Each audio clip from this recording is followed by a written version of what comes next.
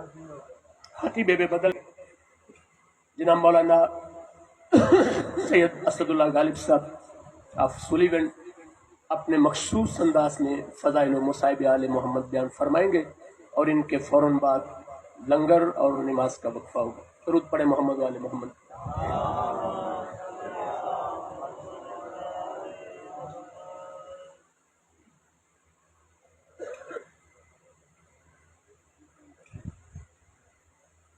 بابا سے بلند تر سلام۔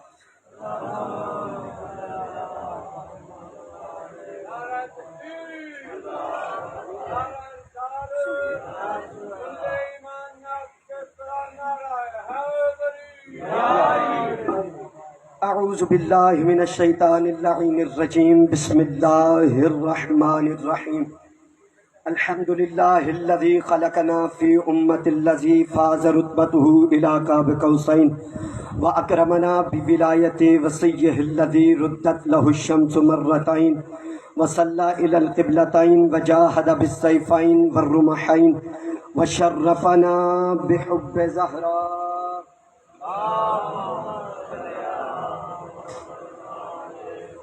اما بعد فاعوذ باللہ من الشیطان اللعین الرجیم، بسم اللہ الرحمن الرحیم۔ ان الذین فتنوا المؤمنین والمؤمنات صدق اللہ العلی العظیم۔ ان اللہ وملائکتہ یصلون علی النبی یا ایہا الذین آمنوا صلوا علیہ وسلموا تسلیما۔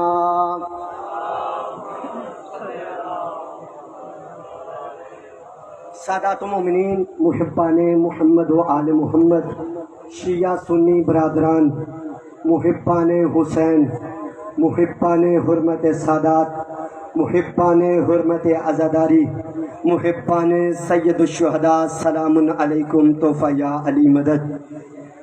بالکل مختصر سے وقت میں، کوئی لمبی چوڑی خطابت نہیں، سید کا حکم تھا، حاضری کے مقصد سے یہاں پہ حاضر ہوا ہوں۔ میں چاہتا ہوں جس طرح ایک بڑھیا نے یوسف کے خریداری میں یوسف کے خریداروں میں سے مل کے اپنا نام لکھوا لیا تھا، اسی طرح میں چاہتا ہوں ایک ادنا سا بھکاری حسین سن لو تاکہ گمراہ نہ ہو۔ پورے قرآن کی فضیلت سورہ یاسین میں موجود ہے۔ عباس تو پورے قرآن کی فضیلت قرآن میں موجود ہے، اور جو کچھ قرآن میں موجود ہے وہ سورہ یاسین میں موجود ہے، اور جو کچھ سورہ یاسین میں موجود ہے وہ سب کچھ سورہ الحمد میں موجود ہے، اور جو کچھ الحمد میں موجود ہے وہ بسم اللہ میں موجود ہے، اور جو کچھ بسم اللہ میں موجود ہے وہ پاک نقطے میں موجود ہے۔ پھر امیر المومنین نے اپنی طرف اشارہ کیا، فرمایا انا نقطۃ تحت الباء، پہچانو میں ہی با کا نقطہ ہوں۔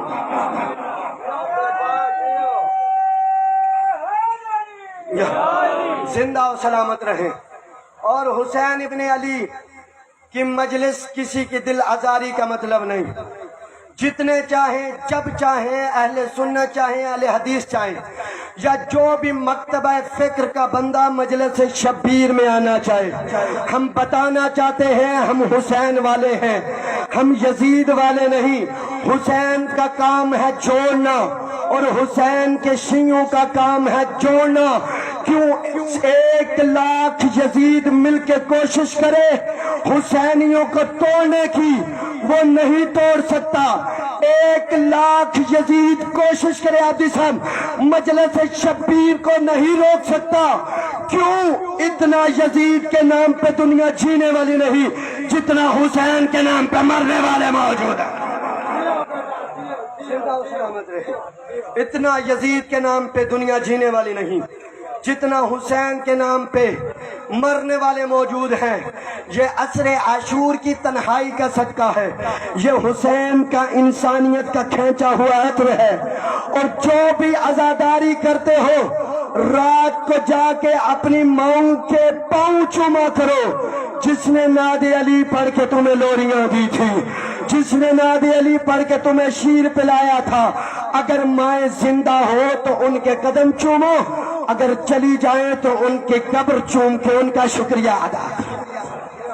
میں نے عنوان مجلس کے طور پہ آیت فتنہ پڑھنے کا شرف حاصل کیا. کوئی لمبی چوڑی گفتگو نہیں، مختصر سی عبادت ہے. پروردگار نے ارشاد فرمایا وہ لوگ جو مؤمنین اور مؤمنات میں فتنہ پیدا کرتے ہیں، مومنین میں بھی اور مومنات میں بھی فتنہ پیدا کرتے ہیں. آؤ قرآن کی طرف رجوع کرتے ہیں، تاریخ کی طرف رجوع کرتے ہیں، فرمان معصومین کی طرف رجوع کرتے ہیں. جب ہم نے معصومین علیہ السلام سے پوچھا، آئمہ سے پوچھا، طیبین طاہرین سے پوچھا، رسول خدا سے پوچھا، رب ذوالجلال والاکرام سے پوچھا، اس احد المتوحد سے پوچھا، اس فرد المتفرد سے پوچھا، اس کائنات کے خالق سے پوچھا، اس کائنات کے مالک سے پوچھا، اس کائنات کے رازق سے پوچھا، محمد و آل محمد کے رب ذوالجلال سے پوچھا، پروردگار بتا یہ فتنہ کیا ہے؟ پروردگار نے فرمایا فتنہ ابلیس ہے. پروردگار فتنہ ابلیس کیا ہے؟ فرمایا شیطان لڑ رہا ہے. پروردگار کس چیز پہ لڑ رہا ہے؟ پروردگار نے فرمایا سجدے پہ لڑ رہا ہے. پروردگار سجدہ کس کا تھا؟ تیرا تھا؟ نہیں میرا نہیں تھا. پروردگار علی کا تھا؟ نہیں. سیدہ کا تھا؟ نہیں. پروردگار تو پھر کس کا تھا؟ فرمایا آدم کا تھا. اب یہ بات یاد رکھنا، آدم کو نبوت ملی 5 کے صدقے میں، اور جو ان کے نوکر کو سجدہ نہ کرے وہ لعین ہے. جو آل محمد کا منکر ہو پھر اس کی سزا کیا؟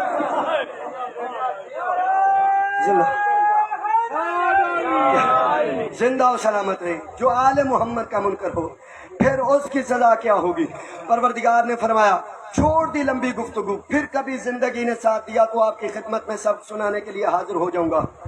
پروردگار نے فرمایا جھک میرے بنائے ہوئے کے سامنے. اس نے کہا پروردگار نہیں جھکوں گا، لاکھ آدم بنے تو نے بنائے ہو، تیرے خلیفہ ہو، تو نے بنائے ہو، نہیں جھکوں گا. پروردگار تجھے جھکوں گا. پروردگار نے کیا ارشاد فرمایا؟ اے کم بخت تو کیا سمجھتا ہے میں محتاج عبادت ہوں؟ میں محتاج عبادت نہیں، میں لائق عبادت ہوں. عبادت وہ نہیں جو تیری مرضی سے ہو، عبادت وہ ہے جو میری مرضی سے ہو. اور یہ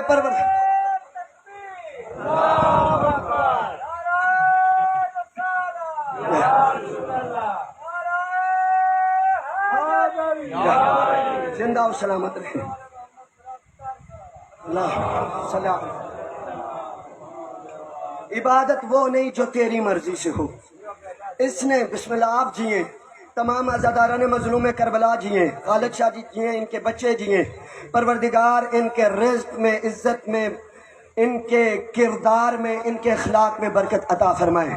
اور اسی طرح یہ سید الشہداء کا جو ان نے عزاداری کا پودا لگایا ہے یہ پلتا رہے اور بڑھتا رہے، اور دنیا جانتی رہے کہ حسین کے عزادار با کردار ہیں، حسین کے عزادار با عمل ہیں. تو جب پروردگار نے آدم میں روح ڈالنے کا ارادہ کیا، ڈالی نہیں، اس نے فرشتوں میں جا کے کہا ایک جملہ، اس کے بعد ذکر مصائب. اس نے فرشتوں میں جا کے کہا جاؤ پروردگار سے کہو تیری عبادت کے لیے، آپ جی صاحب تیری عبادت کے لیے ہم ہی کافی ہیں. جتنے بھی یہ چہرے بیٹھے ہوئے ہیں میرے جانے والے، میرے بزرگان، میرے دوستان، میرے بھائی، میرے بچے یہاں موجود ہیں. آپ تمام مومنین کی، سادات و مومنین کی چہروں کی تلاوت کرتے ہوئے آپ سے دعائیں سمیٹتے ہوئے جملہ عرض کرنا چاہتا ہوں. اس نے کہا پروردگار سے کہو تیری عبادت کے لیے ہم کافی ہیں. پروردگار تو دنیا میں اسے بھیج رہا ہے جو انسان جا کے فساد کرے گا. کم از کم فرشتے یہ تو جانتے تھے انسان فسادی ہوگا، انسان قاتل ہوگا، انسان بہنوں کا حق کھائے گا، انسان فسادی ہوں گے. کم از کم فرشتے تو یہ جانتے تھے. فرشتوں نے کہا پروردگار تو دنیا میں اسے بھیج رہا ہے جو جا کے فساد برپا کرے گا. پروردگار نے فرمایا خاموش، میں جو جانتا ہوں انی اعلم ما لا تعلمون، جو ہم جانتے ہیں وہ تم نہیں جانتے. اب یہ کوئی جواب تو نہ ہوا ممبر پہ کوئی بچہ آئے میرے پاس کہے مولانا بتاؤ یہ جملہ کہاں سے پڑھا؟ میں کہوں جو میں جانتا ہوں وہ تم نہیں جانتے، یہ کوئی جواب تو نہ ہوا۔ پروردگار نے فرمایا جو ہم جانتے ہیں وہ تم نہیں جانتے۔ تو فرشتے بھی سمجھدار تھے، عقل مند تھے، اہل معرفت تھے، ان نے کوئی پروردگار سے سوال نہ کیا، کہا لا علم لنا الا ما علمتنا انک انت العلیم الحکیم۔ پروردگار ہم کو نہیں جانتے جو تو نے ہمیں نہیں بتایا، ہم وہی جانتے ہیں جو تو نے ہمیں بتایا۔ توجہ توجہ، جو تو نے ہمیں بتایا۔ اب پروردگار نے آدم کی طرف رجوع کیا، آدم کی طرف دیکھ کے فرمایا انبئہم باسمائہم، انبئہم باسمائہم، آدم بتاؤ مجھے وہ اسماء گرامی جو میں نے تجھے تعلیم دیے تھے۔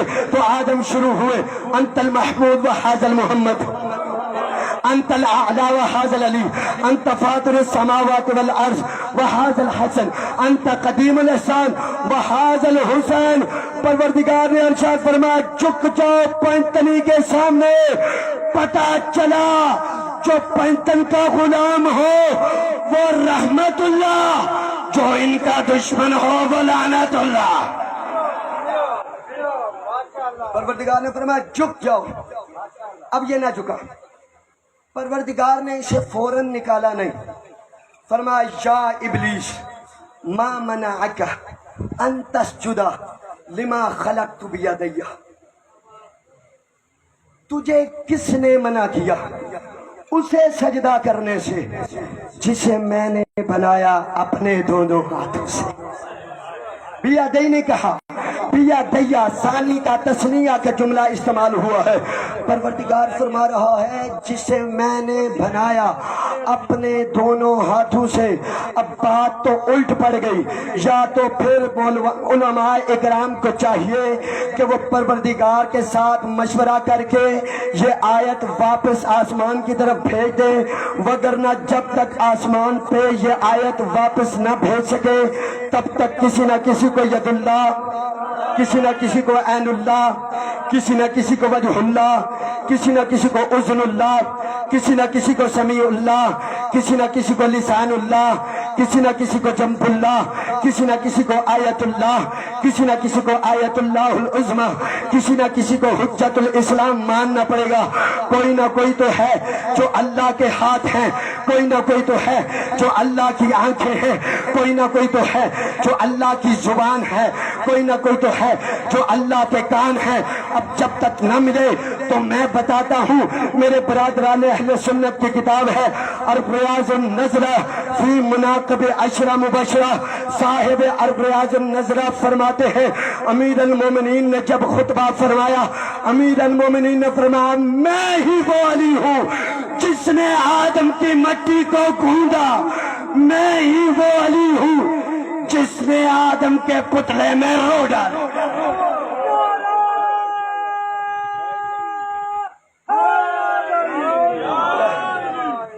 جتنا فضائل پڑھا جائے کم ہے، جتنا ذکر کیا جائے کم ہے۔ عزادارو، مصیبت کے ایام ہیں، جی بھر کے رویا کرو غریب رضا۔ مولا امام رضا فرماتے ہیں میری جد کو ایسے رویا کرو جیسے بوڑھی ماں اپنے جوان بیٹے کے لاشے پہ بین کر کے روتی ہے۔ مولا فرماتے ہیں میری جد کو ایسے رویا کرو جیسے بوڑھی ماں اپنے جوان بیٹے کو روتی ہے۔ مولا فرماتے ہیں میری جد کو روتے ہوئے شرمایا نہ کرو۔ پتہ نہیں کس کونے میں میری دادی زہرا پہلو پہ ہاتھ رکھے ہوئے جا کے واپس اپنے بابا کو بتائیں، بابا دیکھے نا شیعوں کے بچے میرے غریب کو روتے ہیں۔ عزادارو، مولا امام رضا فرماتے ہیں، صاحب دربندی نے اس روایت کو نقل کیا ہے، مولا امام رضا فرماتے ہیں میری جد حسین کو ایک بھیڑ کی طرح مارا گیا۔ مولا سے پوچھا گیا مولا آپ نے یہ کیوں نہیں کہا کہ ایک بکری کی طرح مارا گیا؟ مولا فرماتے ہیں جہلا کے ادوار میں یہ روایت پائی جاتی تھی، جب بھی ان نے کوئی خوشی منانی ہوتی تھی نا، ایک بھیڑ کا بچہ لے کے آتے، پورا سال اسے پالتے، جب پورا سال کامل ہوتا نا، ان کی خوشی کا دن آتا تھا، وہ اس بھیڑ کے اکیلے بچے کو گھیر لیتے۔ اب جن کے ہاتھ میں تیر آتے تھے وہ تیروں سے مارتے تھے، جن کے ہاتھ لاٹھیاں آتی تھی وہ لاٹھیوں سے مارتے تھے، جن کو پتھر ملتے تھے وہ پتھروں سے مارتے تھے۔